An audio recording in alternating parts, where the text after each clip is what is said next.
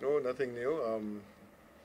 I spoke to the DPP a couple of weeks ago, and he said that shortly we would be hearing something from him. So I'm trying to hold him to his word that he will say something shortly. But I don't know for him.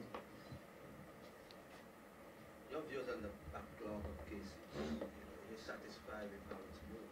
Because you remember two years ago, just before you appointed the DPP, the current one, they had a problem with backlog. Your views on that? No, I think we have done very well with the backlog of cases. The only difficulty we have now is the closure of Naira Court, and based on the fact that there was this high-profile case, and all of a sudden the staff decided that it was unsafe for them to work there. Um, like I said before, I agree with them. This was not a building fitted out for a courtroom. It was given to them by the last government. We inherited this, and we are now in the process of looking for an area where we can build a proper hall of justice. But I agree that we have to do something with Naraya Court so that we can start back dealing with criminal matters. How soon are you hoping to open the court? Because it's been a number of times. Well, I've been out for 2 weeks, and the last time when I spoke to the gentleman who was doing the new configuration of the building, he was supposed to have sent something to me. I've not received it as yet. But I just have a new DPS, a PS, sorry, in Justice, and she's working on it. So hopefully I should be able to tell you something by midweek as to how soon we should open the Naira Court. In recent times, Mr. Mashar, we have seen an upsurge in crime in relation to domestic violence. Recently, we just saw a woman was stabbed by the Manchester, and the intervention of the city police. Are you believe that Yeah, but I mean, the city police are doing a wonderful job, but you don't expect them to be everywhere at all times. And I've said that before, that we as a people must start to learn to be able to deal with our issues in a more amicable way. We have to start teaching the older ones. If you notice that persons are now getting away from the guns and they're using cutlasses and sharp objects and so on, it is just the fact that we are not being able to solve our problems amicably. And we just have to continue trying to educate our people. Has the government reached a decision as to the location of the courthouse, the Halls of Justice? Yes, we have, but I'm not able to tell you exactly where it is now, but we have identified an area. It's not going to be the cultural center, if that's what you want to find out. Right. So in other words, Mr. That number of court houses are closed down, and that means that the cases will get back to the usual status of having a backlog. Not the usual status, it will back up, but I don't think it will get back to where it was about 3 years ago. Good. So How do you intend fixing that in the now for immediately? Is there nothing you can do? You're saying there's nothing you can do right now? No. We are now opening the magistrates' courts I think on St. Louis Street. It's going to be opened, so there are going to be courts there. It is really the High Court that is not functional as yet. Some of the cases are hybrid cases that we can actually take it at the magistrates' courts. If the accused or the lawyers decide that they want to take plea bargains, we may be able to do that. So it is not a lost cause, but I think we definitely have to reopen Naira Court as quickly as possible. But we are opening the magistrates' courts soon. We have some new members of the media, so let's give them an opportunity. Just introduce yourself and ask your question. Is there any updates on the quarry? No, not to my knowledge. No. Again, that's the domain of the DPP, Director of Public Prosecutions, and I think you will try and get an audience with him and speak to him about that. Just one question, Minister. Last week, the head of the cannabis movement, Pancho Gutierrez, you were saying you need the Prime Minister to make a definitive statement on its way forward on the decriminalization of marijuana. I understand there's supposed to be a report that was supposed to have been handed in by the head of commissions to the board. What's the status? That has not been submitted as yet. I can understand Mr. Decarius, but Mr. Decarius must understand that there's a process. As a matter of fact, I think later this year there is the heads of government meeting, and a paper is going to be presented to all the prime ministers at that time so that we can make a decision. We know my position, okay? Like we said, I'm not going to look at decriminalization or legalization, but I'm looking at the legislation in such a way that you can make it a little less onerous on the young people of this country. So we have alternative sentencing. You're found with a certain quantity, whether it's for recreational, medical, and so on, then you can have that amount. So we take the example of Antigua, and I think that's the way to go. But at the end of the day, we can't just do it as a government. We have to get in touch with the people. I will be speaking to the Honorable Philip J. Pierre as the leader of the opposition and see whether we can come up with a collective decision. I don't think it should be one party to make a decision and then the next party is scoring about it. If we can come together and get a consensus, I think it's going to be better. So no political party can take any kudos or you want to blame a government for doing this or not. I think it should be a joint partnership.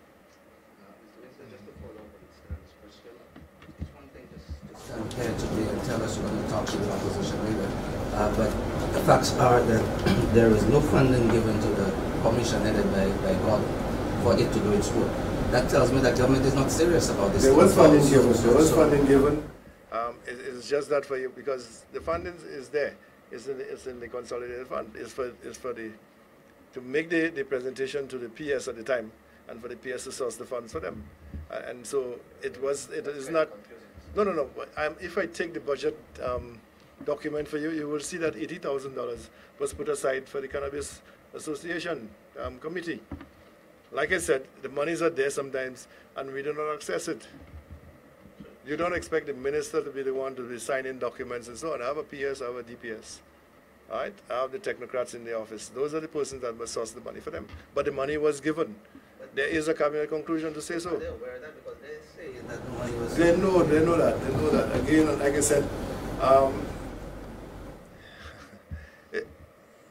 you come to meetings and we talk about things, and then at the end of the day they said, well, okay, we need to go out to the countryside to make presentation, but we need so and so amount of money. That has to be written to the PS, so the PS has a document, and he can present it to the PS Finance.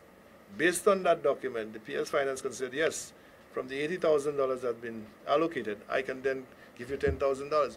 But you just say, and Minister, I want $5,000. I can't give you the $5,000. There must be documentation. All right? Right.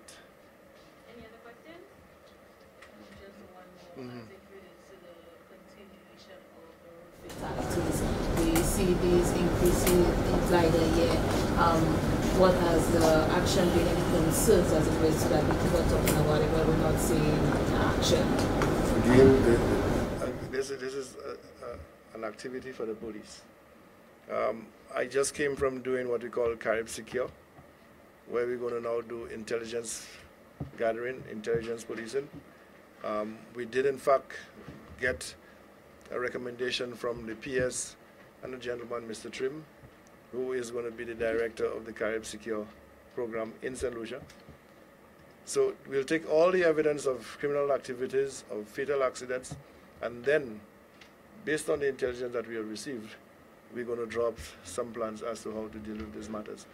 Again, and I was very taken aback by my colleague saying about speaking to the leader of the opposition. But I have spoken to the leader of the opposition before, and he has acquiesced to some of the things that I've asked. We had the crime symposium, and he was there. So I think that is the way to go. I'm always, my sense is that I should be inclusive. I do not want to do things just doing it because you're the minister or I'm part of a government, that the government must do it.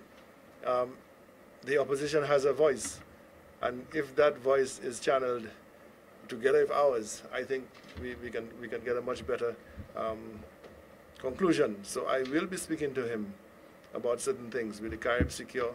I'll be speaking to him about the cannabis situation and so on. Like I said, there are other things in without legalizing or decriminalizing the drug, there are things like the hemp that we can look at and say, well, okay, well, we'll take off the hemp from the restricted items on the law and allow St. Lucians now to plant hemp.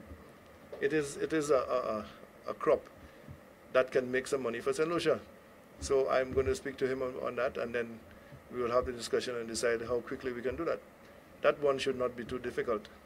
I mean, you would understand when the poll was done, the younger people seem to figure that, well, the marijuana can work. The older people are the ones that are saying that this is not going to work. You're now going to be sending people to the hospital. And you know, well, this is another topic I don't want to get involved in.